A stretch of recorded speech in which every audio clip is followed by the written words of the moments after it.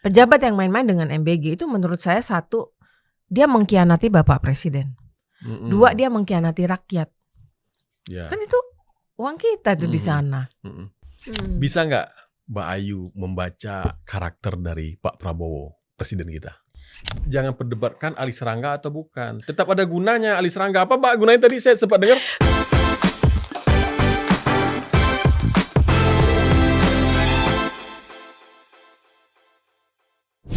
Oke, kembali lagi di Real Politik. Kali ini kita akan berbincang-bincang yang sangat menarik. Kita telah menghadirkan seorang narasumber yang menguasai ahli grafologi, satu-satunya di Indonesia, yang bisa membaca tanda tangan orang. Jadi kalau tanda tangan apa tulisan ya, Terutama tulisan tangan. terutama tulisan tangan itu bisa mengetahui perilaku maupun karakter orang-orang. Nah, inilah Mbak Gusti Ayu Dewi. Makasih Mbak Gusti. Terima kasih sudah diundang kembali. Iya, jadi kalau Mbak Ayu ini ahli membaca yang tersirat sebetulnya ini. Kalau saya kan tersurat, Mbak. Oh, gitu, okay. Apa yang ditulis orang itu aja yang saya baca kan. Iya. Kalau dia nulis kata-kata apa itu yang saya baca. Tapi Mbak Ayu bisa membaca apa yang tersirat di situ, baik perilaku. Nah ini sebuah kemampuan yang langka, Mbak. Terima kasih, terima kasih. Kapan dari Bali, Mbak? Saya kan memang kerja di Jakarta, tinggal di Bali. Jadi memang bolak-balik ya? Bolak-balik. Jadi beliau ini tinggal di Bali dan sekarang sedang bisnis atau kerja di Jakarta ya? Memang dari udah lama saya. Udah lama ya bolak-balik ya? Ada perusahaan di Jakarta. Dan sering tampil di berbagai podcast juga saya lihat. Kalau topiknya sesuai. Pilih-pilih topik juga ya? Iya, kalau nggak relate ya untuk apa? Ya, saya juga pernah dengar sebuah istilah yang menurut saya, buat saya sendiri pribadi itu baru, Mbak. Karakter over skill, gitu kan? Yeah. Mungkin karakter itu mungkin leverage-nya lebih tinggi daripada skill gitu kan. Nah, saya ingin masuk dari yang masih hangat di Indonesia, pergantian ketua BGN. Ya kan? Kalau awalnya dulu Pak Dadan ya menjadi ketua BGN pertama, itu publik terbelah tuh. Ada yang mengatakan cocok, lebih banyak lagi yang mengatakan enggak, Mbak Ayu. Kok bisa Ali Serangga ngurusin makanan 80 juta orang gitu kan. Nah, begitupun ketika digantikan oleh Mbak Nani, wah ini kan orangnya latar belakangnya wartawan, apa bisa gitu kan. Dan nggak lama baru kemarin itu digantikan oleh Mas Daryono, yang juga menjabat sebagai Wamentan. Beliau ini latar belakangnya politisi dan juga pengusaha yang mungkin lebih banyak berkecimpung di teknologi ya. Mungkin akan ada juga itu yang mengkritik bahwa apa mungkin orang yang tidak menguasai makanan bisa memimpin BGN menjadi lebih baik gitu kan. Saya sempat mengira nih Mbak Ayu, mungkin menurut publik yang paling pas itu adalah sebagai ketua BGN itu Pak Bustamam. Tahu nggak Mbak Ayu Pak Bustamam? Nggak tahu. Nggak tahu ya. Pak Bustamam itu pemilik jaringan rumah makan sederhana di Indonesia. Saya tahu Bobon Santoso. Ingat makan, ingat bobon. Jadi rumah makan sederhana itu yang 200-an cabang se-Indonesia bahkan keluar negeri itu dimiliki oleh Pak Bustamam. Mungkin itu yang cocok menurut publik atau netizen gitu. Atau menurut Bang Ben. Sesama orang nah, Padang. menurut saya kan kalau sesama orang Padang kan kesukuan lah ya. Yang ingin saya ingin gali lagi dari Mbak Ayu, apa benar skill itu sangat menentukan dalam memimpin satu lembaga khususnya BGN, ya kan? Karena kalau selama ini kan kita tidak mendapatkan kepala BGN sesuai dengan skillnya atau keahliannya. Dan apakah memang harus seperti itu? Atau apa kaitannya dengan karakter over skill itu? Apakah karakter yang lebih penting atau skill dalam hal ini gitu loh? Saya ingin mendapatkan perspektif dari Mbak Ayu soal itu. Sebelum menjawab itu, saya ingin ngajak Bang Ben lihat sesuatu yang tadi sudah saya bawa. Bisa ditampilkan yang merah kuning. Oke. Nah, ini penonton Real Pol bisa lihat nih, ini apa nih kira-kira? Bang Ben punya anak? Punya, 3 saya. Oke. Paling kecil usia berapa anaknya? Usia 10 tahun. Oke. Kita flashback lah, katakanlah 5 tahun yang lalu yang si bungsu masih umur 5 tahun ya. Dalam kondisi Bang Ben bekerja, istri terpaksa harus bekerja gitu ya. Terus Bang Ben butuh bantuan nih untuk menitipkan anak. Nah, anak yang disayang, namanya anak ya pasti disayang kan. Menitipkan anak. Nah, ada 2 pilihan kandidat. Nah, terus ketemu sama saya nih Bang Ben. Yang satu adalah kandidat kebetulan. Nah, saya tunjukin. Setelah saya dapat CV-nya dan lain segala macam, tahu skillnya. Nah, saya nanya sama Bang Ben, di antara 2 ini deh sebelum kita ngomong skill dan lain-lain itu. Anggaplah Bang Ben nggak tahu apa itu grafologi, nggak tahu itu cara menganalisis skill. Tapi kan harus membuat keputusan dalam waktu yang cepat. Nah, untuk Neni ya? Untuk ya bukan Neni, katakanlah menitipkan anak aja, menitipkan anak gitu ya. Selama Bang Ben harus pergi, istri harus pergi. Ada kandidat merah yang tulisan tangannya seperti ini dan kandidat kuning.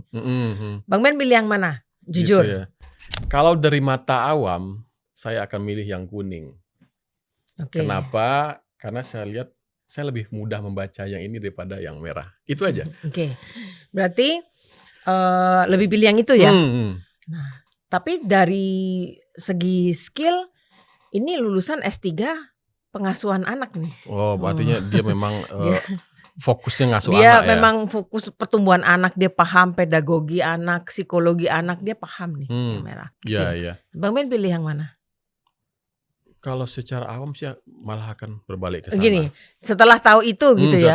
Setelah tahu itu, nah kemudian tadi kan awalnya Bang Ben pilih yang kuning kan. Nah kemudian Bang Ben tahu nih CV-nya, ini untuk nitipin anak ya, yang Bang Ben sangat sayang. Karena tadi di pedagogi anak gitu ya, saya pilih skill. Pilih skill, oke.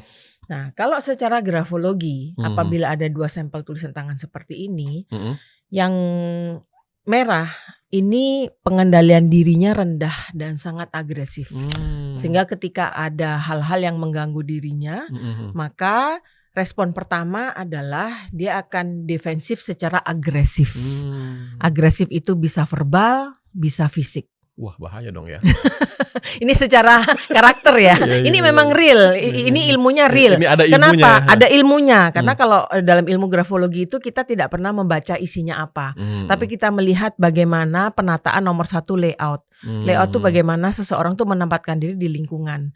Nah, ketika layoutnya tidak beraturan seperti ini, berarti seperti inilah dia menempatkan diri dalam lingkungan. Kita tidak bisa menebak dia akan bagaimana. Nah, sementara yang sampel kuning ya, layout atau penataan diri dalam lingkungannya kan tidak bertabrakan ke kanan ke kiri ya, tidak bertabrakan ke sana kemari. Sehingga dalam hal pengendalian diri terhadap lingkungan, yang kuning itu lebih matang daripada yang merah. Nah, terus kemudian tentang agresivitas secara fisik gitu ya. Agresivitas secara fisik itu bisa dilihat dari dominasi grafis-grafis yang tajam membentuk unsur segitiga. Lebih banyak mana? Semakin banyak unsur segitiganya maka semakin agresif seseorang. Oh gitu. Contohnya ini kan di sini ya, ini kan ada banyak agresivitasnya kan kita lihat ya. Ini ada segitiga, kemudian ini juga hal-hal yang harusnya tidak ada sudut tajam. Angular segitiga begitu, tapi dia ada banyak di sini. Nah, sementara di sini tetap ada, tapi dominasinya lebih banyak di sini. Lebih dominan di sana ya. Sekarang setelah saya jelaskan nih, yang ini lulusannya S3 doktor pedagogi ilmu psikologi anak. Tapi secara karakter bagaimana dia menguasai dirinya atau bagaimana dia bereaksi terhadap lingkungan, saya udah sampaikan. Gitu nah, sebagai ayah Anda memilih yang mana untuk anak sendiri? Saya kira saya akan balik lagi ke kuning, ke karakter. Kenapa? Karena skill bisa diajarkan, tapi karakter kayaknya susah untuk diubah. Nah, that's the key. Ya benar itu berarti. Skill itu bisa diajarkan, karakter bisa, tapi itu butuh effort yang luar biasa. Saya nggak bilang sulit ya, bisa, tapi butuh effort yang luar biasa. Nah, kita bicara BGN, kita nggak ngomong BGN, kita ngomong MBG. MBG itu kan katanya anak ya. Ya anak, ibu hamil. Enggak, MBG itu kan anak visinya Bapak Presiden. Jadi kalau saya mengibaratkan ya MBG itu anak, bapaknya ya yang mempunyai visi ini kan gitu. Nah pertanyaannya tadi, kalau Bang Ben nih dalam waktu yang singkat gitu ya harus memilih gitu loh, siapa yang bisa dipercaya untuk ngerawat anak. Nah, pilih yang mana? Ya, Berarti- kurang lebih itu. Jadi Berarti karakter itu menjadi pertimbangan utama berarti ya untuk meng-hire atau merekrut orang ya. fakta di lapangan ya, Ah. kalau kita buka LinkedIn ya, kemudian kita buka apalah ya yang buat posting-posting lowongan kerja gitu ya. Ketika lowongan kerja itu dibuka, semua pasti kan ya pasti ada kualifikasi tertentu dan pelamar itu berbondong-bondong membanggakan CV-nya. Gitu ya. Pasti Dan itu. mungkin pada waktu proses rekrutmen yang dipilih adalah yang CV-nya terbaik dari segi skill gitu. Tapi ketika sudah di-hire gitu ya, sudah dipekerjakan dan ternyata tidak bisa bekerja sama dengan baik dengan rekan di dalam organisasi dan akhirnya karakter yang bersangkutan itu merusak sebuah organisasi. Contoh, sangat defensif. Jadi kalau ada permasalahan itu tidak fokus kepada menemukan solusi, tapi fokusnya adalah gue bener lu salah. Jadi dalam setiap konflik ya. Nah, jadi ya kalau medsos kan nggak huru-hara, nggak rame. Tapi kalau dalam sebuah organisasi itu diterapkan, jadi apa organisasi itu? Entah itu pemerintahan, entah itu perusahaan, bahkan dalam rumah tangga. Hal yang sederhana aja, kasarnya ya, punya driver deh. Mendingan driver yang jago, bisa ngedrift mobil. Nggak butuh juga kan. Atau driver yang gitu ya. bisa menguasai diri ketika disalip gitu ya. Bukan lu salip, gue salip orang lu. Yang sabar, nabrak nanti biar ya. nggak berantem di jalan gitu ya, keselamatan lebih utama gitu ya. Nah, itulah jawaban karakter over skill. Kalau misalnya memang saya kan sering membaca juga ya, melihat ya meritokrasi. Kita sangat butuh meritokrasi. Tapi ada dua jenis kebutuhan ya. Important dan urgent kan. Nah, mana yang lebih urgent, mana yang lebih important? Karena dunia itu mungkin karena masyarakat tuh sudah terpolarisasi. Nggak tahu nih sejak kapan, kayak sejak cebong kampret ya. Atau sejak lama ya. Kalau media sosial itu hanya mengamplifikasi sih menurut saya. Alat ya, toolsnya ya. Hanya tools untuk membuat lebih heboh gitu. Tapi sebelum ada medsos zaman dulu juga kayaknya udah inilah geng borju, geng A kita mah kaum apaan. Nah, itu kan udah polarisasi kan. Zaman kuliah dulu aja saya kan. SMP, SMA, geng-geng temen itu kan udah polarisasi kan. Di masyarakat sudah ini kan ada dari lama bibitnya ya. tuh memang karakter manusia memang sudah ada. Bibitnya sudah ada polarisasi itu. Nah, jadi ketika diajak untuk berpikir dengan paradigma secara komprehensif, multidisiplin, biasanya lebih resisten. Iya kan? Nah, jadi maunya ya orang ini baik atau buruk gitu. Oh, ini kamu berdasarkan meritokrasi atau kamu berdasarkan koncoisme gitu loh, atau orang terdekatnya gitu. Tanpa ada yang mengangkat sudut pandang bagaimana sih posisi si bapak ini.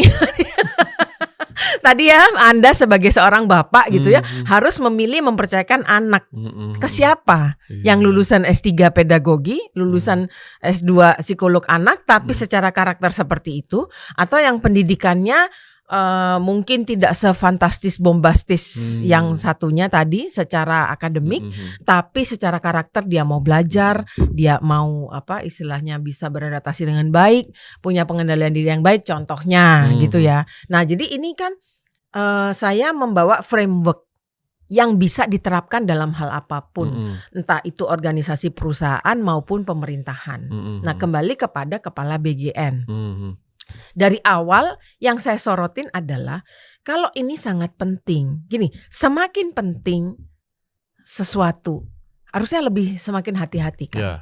Gitu. Saya termasuk yang saya itu banyak kejengkelan ya. Dengan kekonyolan beli motor trail itu contohnya gitu kan. Dan kebijakan-kebijakan yang tidak bijak gitu. Tapi saya itu orang yang sangat believe dengan visi MBG. Satu, saya ibu-ibu. Saya gak sembarangan ngasih makan ke anak saya. Saya paham. Kenapa? Karena sebagai analis perilaku, saya kan tidak hanya di kotak di grafologi saja. Saya mempelajari banyak gitu ya. Yang akhirnya dalam 15 tahun karir saya ini, ketertarikan saya itu mengerucut kepada kemampuan kognitif. Ya, kognitif itu kan dengan mental juga sangat erat kaitannya, dan hacking paling sederhana untuk kemampuan berpikir, kesehatan mental, hack paling sederhana itu makanan. Maka ketika saya waktu itu zaman debat-debat capres ya, karena sebagai warga negara kan saya pengen tahu ini apa sih. Nah ketika ada visi itu bahwa oke, makanan bergizi, sebagai orang yang saya itu kan kiprahnya di dunia SDM ya, bukan dunia politik. Saya paham nih, lu makannya bener, otak lu bener, mental lu bener. Gampangnya gitu. Di Bali aja nih ya, bule-bule itu kalau mempekerjakan pembantu yang WNI, nomor 1 rulesnya adalah nggak boleh kasih ciki-ciki. Oh, berarti nggak boleh kasih jajan. Ultra processing food mereka nggak boleh. Mereka sangat strict terhadap makanan yang masuk ke anak. Karena ya di negara berkembang itu sudah common ya, apalagi untuk orang tua yang punya conscious parenting. Apapun yang dimakan anak gue nih nanti menentukan dia pintar atau bodoh, dia labil atau dia stabil. Nah, jadi mendengar visi itu saya langsung, akhirnya Indonesia punya pemimpin yang visioner. Ini bisa jadi kognitif, this can be the craziest cognitive hack. Karena Indonesia itu 280 juta SDM. Saya selalu believe bahwa kekayaan terbesar kita bukan SDA. Karena SDA itu dikerok-kerok bisa habis. SDM kita produksi setiap hari. Produksi nggak? Ya setiap hari ada angka kelahiran kan? Setiap hari angka kelahiran kan? Itu sumber baru muncul kan? Sumber baru muncul. Beranak pinak. Nah setiap hari, ya kan? Nah bagaimana sumber daya manusia ini saat ini kan menjadi kita nih, we are the 4th largest population in the world. Nah bagaimana memanfaatkan ini? Maka mendengar visi MBG itu saya ngelihatnya gila, ini dahsyat nih cognitive hack ini. Siapa yang punya ide ini ya gitu. Jadi pikiran saya ke sana. Jurnal-jurnal juga banyak sekali. Dicari deh gitu loh di PubMed, di mana korelasi antara nutrisi dan kognisi itu memang korelasinya erat. Nah kembali ke MBG tadi mungkin Mbak. Nah, ketika MBG udah visinya luar biasa pada waktu pelaksanaan ya seperti yang kita tahu lah ya banyak yang ngelus dada juga gitu kan. Sampai akhirnya pergantian saya tuh selalu punya komen satu gitu loh. Kalau ini memang anak visi dari seorang pemimpin, seorang Bapak Presiden Prabowo gitu. Ya kalau saya bisa membisik-bisik gitu ya. Sayangnya saya belum bisa. Sayang kita nggak punya tulisan tangannya ya. Mudah-mudahan ditonton gitu ya. Maksud saya Pak number 1 ya satu character over skill, dan karakter itu nggak bisa hanya berdasarkan rekomendasi, kan harus teruji gitu ya. Teruji minimal ya begitulah yang tidak mengkhianati karena menurut saya ini adalah visi yang terbesar dan budgetnya luar biasa. Jadi orang yang main-main dengan MBG, pejabat yang main-main dengan MBG itu menurut saya satu, dia mengkhianati Bapak Presiden. 2, dia mengkhianati rakyat. Kan itu uang kita tuh di sana. Artinya apa? Kalau selama ini menurut pengamatan Mbak Ayu, baik di profesional atau pejabat di pemerintahan, itu kan selalu biasanya juga mempertimbangkan rekam jejak ya.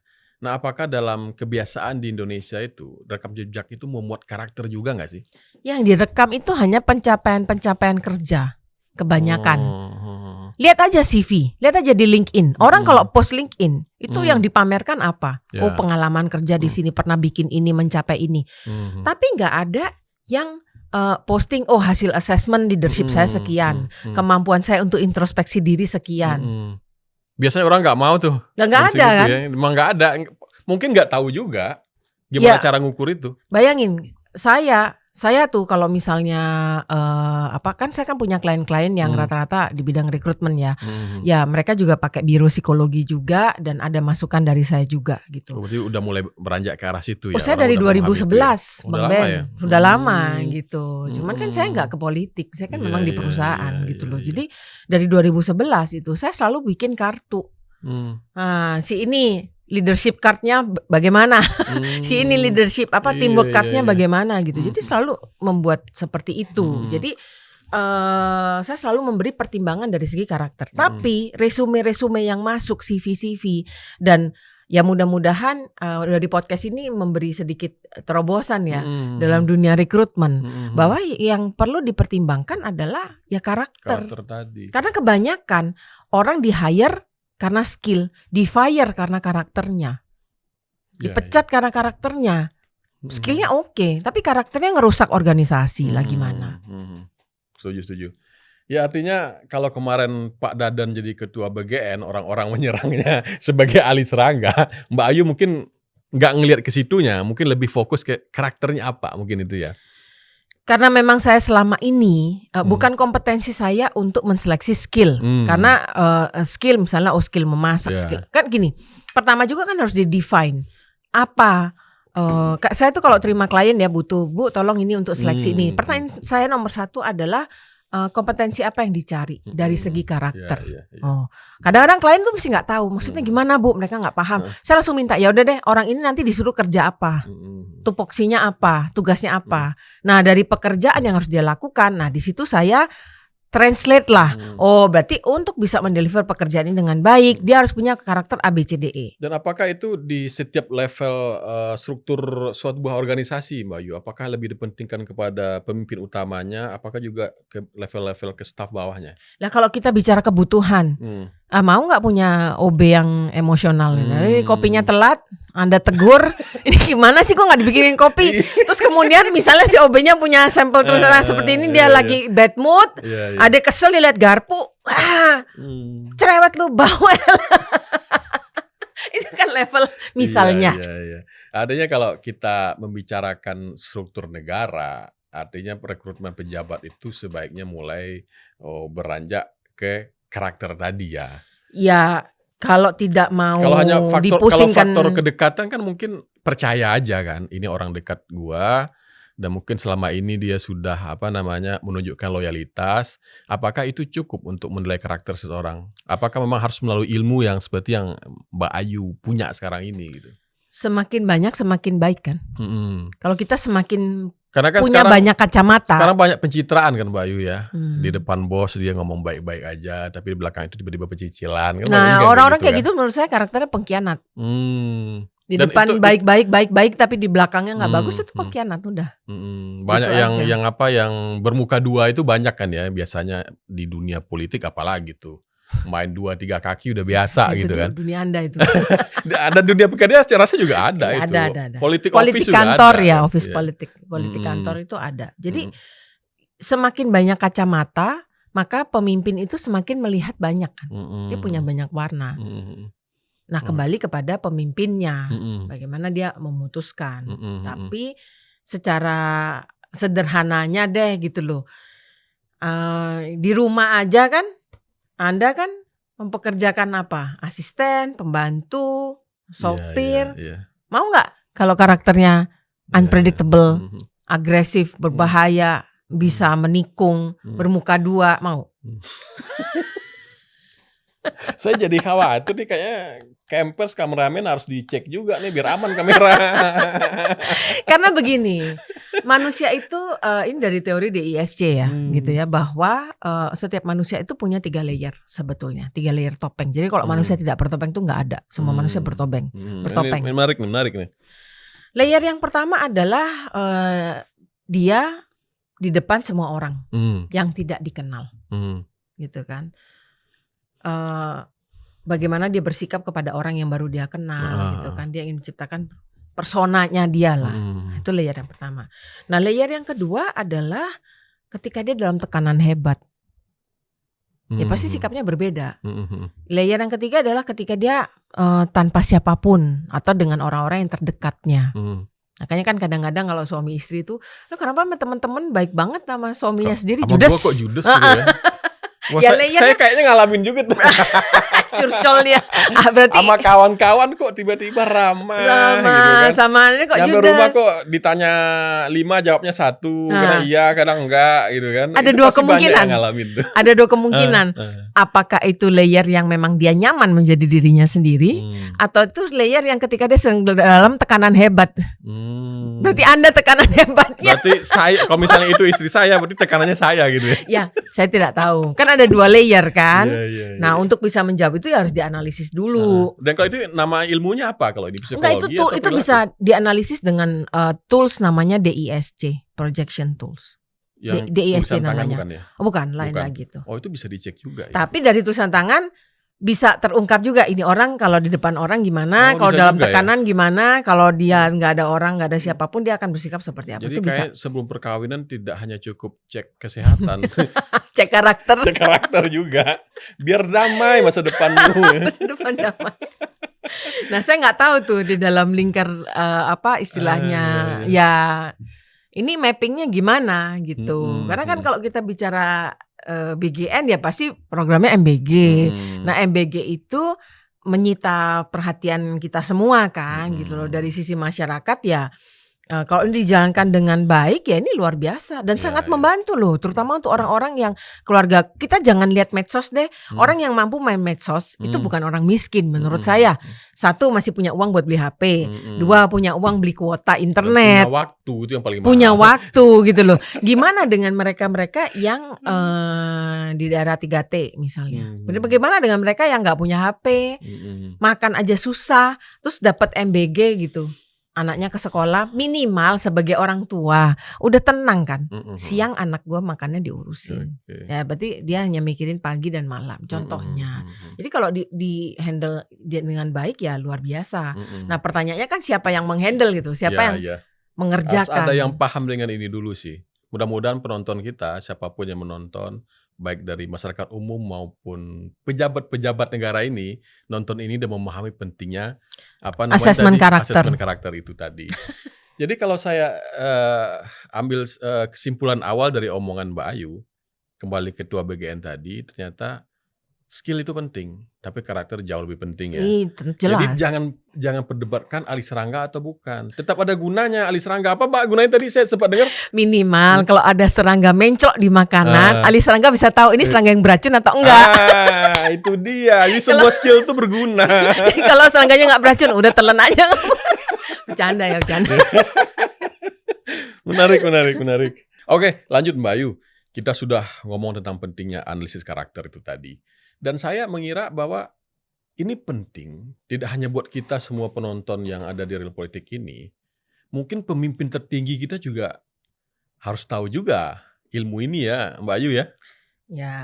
Ya ada manfaatnya lah. Ada manfaatnya. Ya. Kan semakin banyak tahu kan juga semakin. Saya tertantang ini. Sutra saya tertantang ini.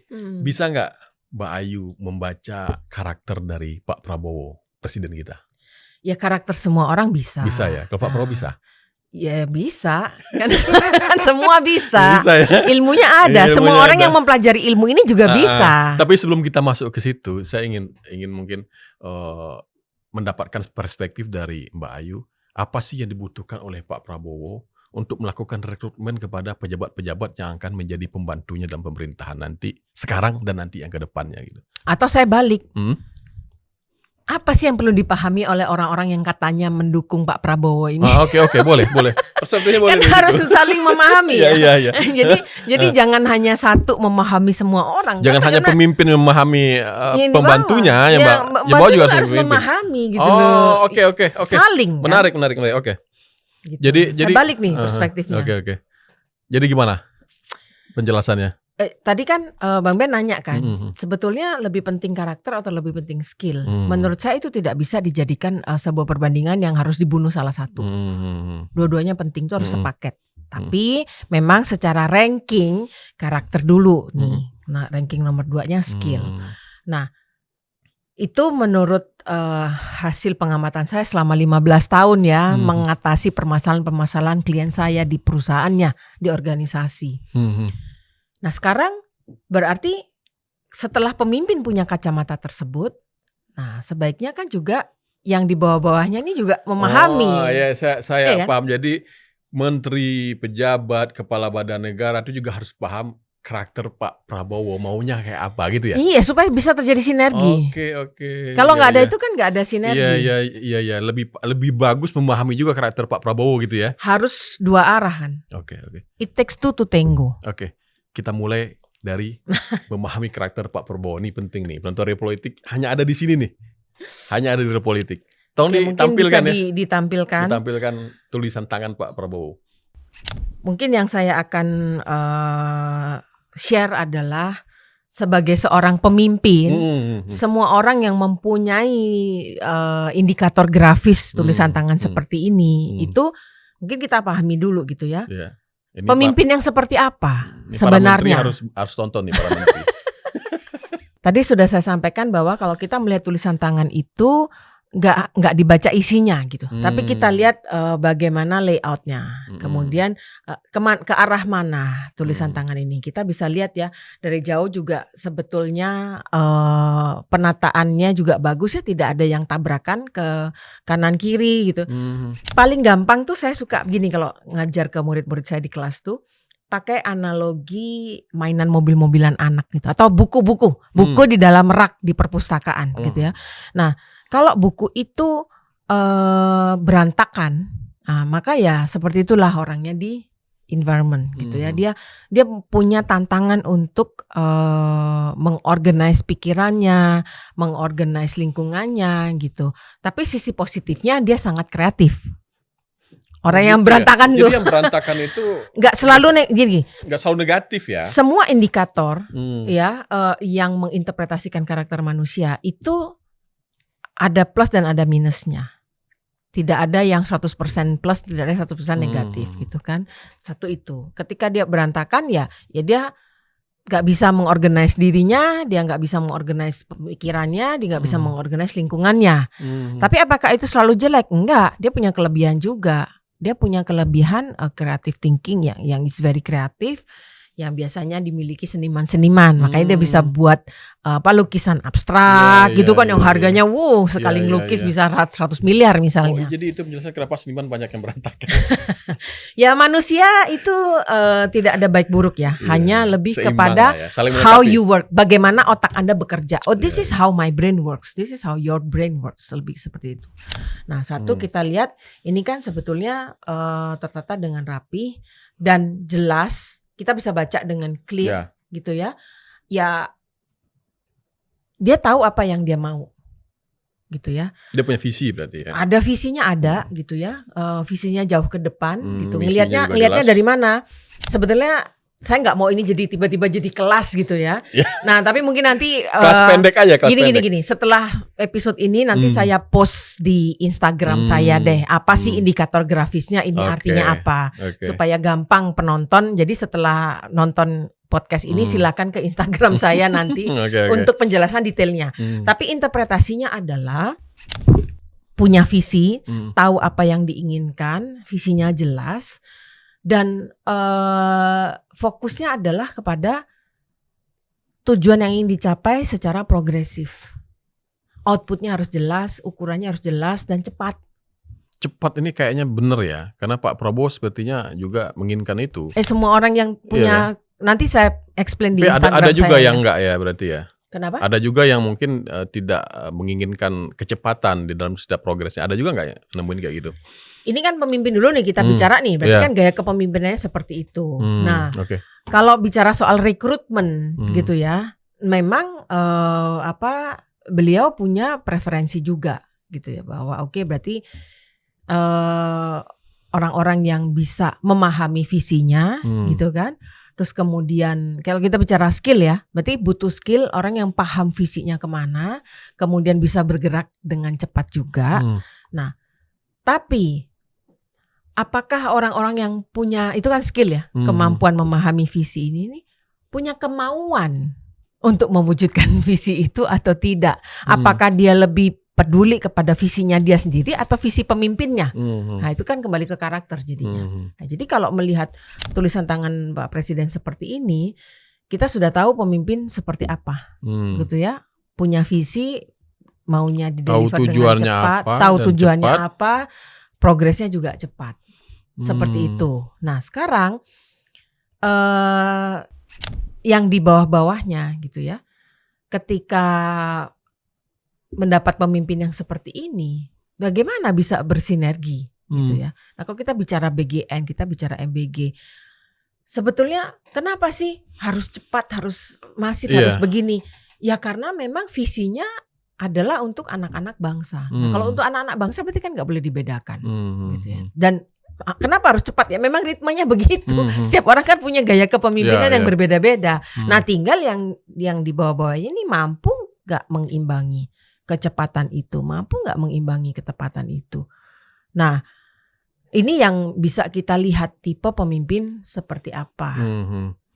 Dan ada bisa nggak dicek karakternya ketika anak buahnya nggak deliver, apa yang dilakukan oleh pemimpin yang memiliki tulisan tangan seperti ini? Plus minus ya. Yang pertama adalah reaksinya pasti bisa terlihat langsung. Langsung ya. Iya. Plusnya adalah kita nggak usah nebak-nebak. Langsung itu mungkin bisa marah, bisa happy, berhentikan, bisa senang, gitu ya? Bisa marah ya. Reaksinya kan beda-beda. Itu bisa terlihat kalau langsung. Dengan tulisan seperti ini terlihat langsung. Terlihat langsung. Responnya tuh terlihat langsung. Suka atau tidak suka, puas atau tidak itu bisa terlihat. Ya kelebihannya kita nggak usah nebak-nebak kan. Daripada orang yang kelihatannya semuanya baik-baik aja di belakang langsung ada gitu. Ada juga ya. Nah, nomor satu pasti bisa terlihat. Nah, kemudian yang kedua adalah minta, memang secara karakter pemimpin yang seperti ini fokusnya adalah solusi. Ini kan fokusnya udah berarti sekarang solusinya apa? Apa yang bisa kita lakukan? Berarti evaluasi juga selalu dilakukan gitu. ya. Evaluasi terus. Dan mungkin itu yang menjelaskan kenapa walaupun Pak Dadan itu katanya orang kesayangan Pak Prabowo, di pidato dia ngomong begitu, tapi ketika melakukan kesalahan langsung dicopot dan kemudian diproses hukumnya gitu ya. Itu dari karakter Pak Prabowo sendiri seperti itu ya. Kalau dilihat dari karakter kan ini keputusan itu kan ada pertimbangan. Kalau melihat karakter pemimpin itu namanya idiosinkretik ya. Jadi bagaimana seseorang itu karakter yang bersangkutan itu mempengaruhi dalam proses pembuatan keputusannya. Tapi keputusan yang dihasilkan oleh negara ini dalam kebijakan atau dalam apapun itu kan tidak hanya faktor idiosinkretik. Ada unsur politik dan lain-lain. Nah, unsur politik, unsur hukum, ekonomi dan lain-lainnya saya tidak tahu. Tapi kalau dari unsur karakter, yang pasti ketika sosok seperti ini sudah memberikan kepercayaan, tapi track recordnya menunjukkan hal yang berbeda, itu pasti ada kekecewaan. Pasti kekecewaan. Ada kekecewaan. Ya kan, karena kan seorang presiden kan bisa aja mengambil banyak alternatif, bisa disembunyiin kawannya nggak diproses segala macam. Kalau ini kan tidak. Ya kan reaksinya bisa langsung kita lihat kelihatan kan. gitu. Itu emang berarti dari sini emang kelihatan terlihat, begitu ya. Kemudian kalau dari segi idiosinkretik ya reaksinya terlihat, kemudian kita bisa melihat reaksinya ada kekecewaan yang pasti dan fokus kepada solusi cepat. Ya ada solusi cepatnya apa ini? Cepat-cepat nih kalau ini. Kalau ibarat GPS tuh, ini stuck. Ya udah kita reroute. Pindah ke kiri atau ke kanan ke gitu kiri ya. ke kanannya. Memang harus cepat ya. Iya. Nah, tapi kalau pertimbangan politik, pertimbangan hukum, pertimbangan kita ekonomi saya nggak tahu. fokus ke karakternya aja. Jadi fokus mungkin karakter aja. Kalau saya misalnya jadi menteri sekarang apapun itu, satu hal yang paling harus saya hindari yang tidak saya lakukan kepada Pak Prabowo apa kalau lihat dari karakternya? Jangan dikhianatin. Jangan khianatin. Karena memang ketika beliau sudah memberikan kepercayaan tuh ada something personal di situ. Susah lah untuk mengembalikan keadaan semula gitu ya. Gitu. Nah jadi ya itu jangan dikhianati. Jangan memang dikhianati. Itu universal ya. Setiap orang yang sudah memberikan kepercayaan jangan dikhianati, itu universal. Bedanya adalah untuk orang-orang yang karakter tulisan tangannya berbeda dengan ini, mereka masih bisa memproses secara non personal. Masih ada kesempatan kedua, ketiga bisa kasih ya. Bukan, maksudnya begini. Kalau yang karakternya berbeda, itu mungkin bisa mudah detach emosionalnya. Nah, kalau ini unsur kekecewaan secara emosi itu masih terbawa. Itu masih ada kekecewaannya. Tapi kalau soal tadi opsi kedua, ini cepat sekali membuat opsi. Yang punya karakter ini ya. Pemimpin yang satset lah gitu ya. Cepat ya. Cepat, progresif. Sampai kadang-kadang saya bingung, Sabtu Minggu nggak libur ya kan? Sabtu ada pertemuan di Hambalang gini. Oke. Me time-nya kapan nih saya nggak tahu. Nah, yang karena progresif, sehingga berpikirnya tuh jauh ke depan. Kayak kita flashback deh dulu. Sepertinya beliau ngomongin perang ya. Kita kan ketawa gitu loh, ngapain ngomongin perang. Tapi sekarang hari-hari itu terjadi kan. Iya, terbukti ya. Terbukti. Waktu kampanye kan memang bagaimana ketahanan negara, pertahanan, alutsista segala macam kan diomongin terus ya. Iya. Bagaimana kita di posisi geopolitik itu memang diomongin terus dan terbukti. Iya. Ketika perang Amerika dengan Iran itu mengalami apa yang diucapkan oleh Pak Presiden dulu gitu ya. Terus ngomongin ketahanan pangan. Itu termasuk visi ya itu ya. Visi, karena bisa membaca kondisi dunia gitu ya. Melihat lebih cepat. Lebih cepat. Okay. Daripada orang-orang yang tidak visioner. Melihatnya lebih cepat, kemudian jauh ke depan. Kekurangannya. Nah ini harus ada, jangan kelebihan semua. Kekurangannya adalah karena ritmenya cepat. Nah, kekurangannya adalah lupa bahwa semua itu nggak secepat yang bersangkutan. Bahwa semuanya, kemampuan orang-orang berbeda gitu ya. Prosesnya mungkin ada yang berbeda, ada yang cepat, ada yang enggak. Bagaimana gitu. Dengan orang-orang yang tidak secepat ini dalam memahami visi? Maka harus ada penjelasan, komunikasi yang jelas. Baik kepada jajarannya maupun kepada masyarakat Indonesia. Jadi komunikasi ini harus dua arah. Jangan sampai ada sumbatan gitu ya. Harusnya pembantu-pembantunya yang membantu lah ya. Makanya kan nggak mungkin semua dilakukan oleh satu orang terhadap 250 juta. Berarti ini masukan kepada orang-orang terdekat Pak Presiden bahwa komunikasi memang harus lebih jelas, harus lebih detail. Dijelaskan kenapa sih kesini, kenapa sih kunjungan-kunjungan ke luar negeri. Saya paham. Ya. Saya paham, Jadi menjaga ada supaya bottleneck informasi ya. Sebenarnya informasi itu banyak, tapi yang keluar ke publik mungkin tidak seperti itu. Karena pemimpin ini sangat cepat dan sangat progresif, maka kecepatan dan progresivitasnya ini kan perlu dikomunikasikan ke masyarakat. Okay. Ini untuk apa dan ini untuk bagaimana gitu. Nah, kekurangannya adalah tidak selamanya speed yang cepat itu tepat. Nah, ini yang perlu dibantu oleh pembantu-pembantunya supaya kecepatan itu sebanding dengan ketepatan. Nah, yang selama ini diproteskan oleh masyarakat apa? Tata kelola, planning itu kan bicara ketepatan. Masyarakat juga nggak salah loh menuntut itu. Mungkin para pembantu Pak Presiden ini juga paham bahwa Presiden butuh cepat ya. Contohnya MBG harus mengejar 80.000. Kopdes harus cepat. Kopdes harus kalau MBG kan 80 juta anak, Kopdes 80.000 bangunan, sampai sekarang diturunkan jadi 40.000. Mereka tahu Pak Presiden pengen cepat. Nah, tapi dengan kondisi ini ternyata ada penyelewengan yang terjadi. Ada yang fiktif misalnya kan, di MBG izin-izin dapurnya. Gak usah ngomong MBG lah. Saya punya klien di dunia FMCG, industri FMCG. Kan mereka suka ada branding ya, program-program marketing, sales. Pernah lihat nggak misalnya ada produk baru, kan ada sampel-sampel yang dibagikan gitu kan? Nah, dari pihak marketing itu kan maunya sampling itu ya nyampe ke target market konsumen ya kan? Misalnya mereka ditarget dalam sehari 100.000 sampling harus keluar nih di PRJ misalnya. Termasuk brosur-brosur jalan. Nah, brosur-brosur. Nah, saya kan ada klien yang klien saya bisnis outsourcing kan. Nah, sehingga kan saya membantu menganalisis itu. Kenapa sampai akhirnya outsourcing itu melakukan analisis karakter? Karena banyak penyelewengan. Jadi yang penting samplingnya habis. Tapi kan habisnya nggak jelas kemana. Satu, asal dibagikan sehingga target marketnya nggak tepat. Atau yang kedua yang lebih parah lagi, ada yang dibuang, ada yang kubur, harusnya satu orang dapat satu, ini dikasih segepok dengan cepat. Segepok. Nah, itu kan fiktif kan. Nah, hal-hal kayak gitu, hal-hal itu tuh ada itu memang. Selalu terjadi ya. Di dunia manapun gitu loh. Nah, sekarang kalau kita tahu kelemahannya dari kecepatannya adalah ketepatan, maka tim-timnya ini harus menutup lubang itu kan. Bagaimana supaya kecepatan ini berbanding setara dengan ketepatan. Kecepatan berbanding dengan ketepatan. Itu harus sama. Itu ya kekurangannya itu tadi ketepatan. Ya saya fair-fairan aja gitu. Terus kemudian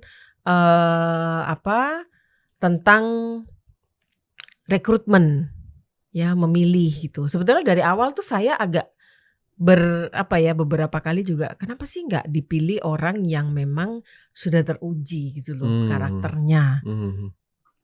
Minimal dia mikirlah 2 kali untuk mengkhianati kalau sudah teruji karakternya gitu ya. Tapi kan saya juga nggak tahu, kadang-kadang ada orang udah loyal 5 tahun 10 tahun ketemu duit juga begitu. Ya berarti kan harus diuji apakah uang itu kelemahan yang bersangkutan atau tidak. Itu bisa diuji ya? Oh bisa. Okay. Saya kayaknya kelemahan juga di uang. Semua orang kan punya kelemahan gitu. Tapi ada mana di uang, kelemahan ada yang perempuan terbesarnya di mana? Tapi kelemahan itu kan itu bisa dimitigasi dengan sistem. Bisa ya? Bisa dong. Makanya kan kayak perusahaan-perusahaan besar itu kan ada sistem audit internal, ada audit eksternal. Itu kan semua sistem untuk memitigasi supaya tidak ada kebocoran-kebocoran. Iya. Menarik sekali dari perbincangan kita. Ini ilmu baru buat saya karena mungkin saya lebih banyak berkecimpung di dunia politik, jadi hal-hal seperti ini ilmu baru bagi saya dan mungkin juga buat penonton politik juga ilmu baru. Kalau ngomongin meritokrasi sekarang ribut-ribut ini nggak meritokrasi. Nah, semua dapat yang merit tapi begini gimana? Misalnya, tapi bukan berarti kita juga menyampingkan meritokrasi ya kan? Orangnya bisa dipercaya tapi dia nggak bisa. Oh sopir ini baik. Tapi dia nggak bisa nyetir mobil matic, ya nabrak mobilnya. Betul. Iya kan? Maka apa yang bisa dilakukan? Ya, yang kalau udah dapat orang yang bisa dipercaya, jaga kepercayaannya. Nah, cara seseorang ini menjaga kepercayaan adalah meningkatkan kompetensinya. Kompetensi skill itu juga kan? Ya, skill itu kan. Kalaupun dia nggak bisa meningkatkan kompetensinya, dia bisa dong meng-hire atau menggunakan orang-orang yang punya skill, yang tidak perlu membuat keputusan terkait kebijakan misalnya. Itu kan bisa dikompartemen. Oke Mbak Ayu, saya kira kita sudah sampai di ujung pembicaraan kita. Menarik sekali, banyak hal baru yang bisa kita dapatkan. Sebagai pertanyaan terakhir nih, saya ingin bertanya kepada Mbak Ayu, apa kira-kira pengetahuan atau pesan dari Mbak Ayu kepada orang-orang yang saat ini membantu Pak Prabowo, baik di kementerian maupun di berbagai lembaga, baik itu BGN, Koperasi Merah Putih, dan sebagainya? Pertama, ketika Anda mendapatkan kepercayaan itu adalah amanah. Tidak hanya dari Bapak Presiden, tapi juga dari rakyat. Karena itu ada uang pajak kita di sana. Jagalah kepercayaan itu. Nah, ketika Anda tidak perform, Anda tidak bekerja dengan baik, selain Anda mengkhianati rakyat, Anda mengkhianati Bapak Presiden. Oke. Terima kasih Mbak Ayu. Nanti kalau ada kesempatan main ke Jakarta lagi, kita bicara lagi ya. Siap. Dengan perspektif yang berbeda tentunya. Ya, demikian episode Real Politik pada kali ini. Sampai jumpa di episode berikutnya.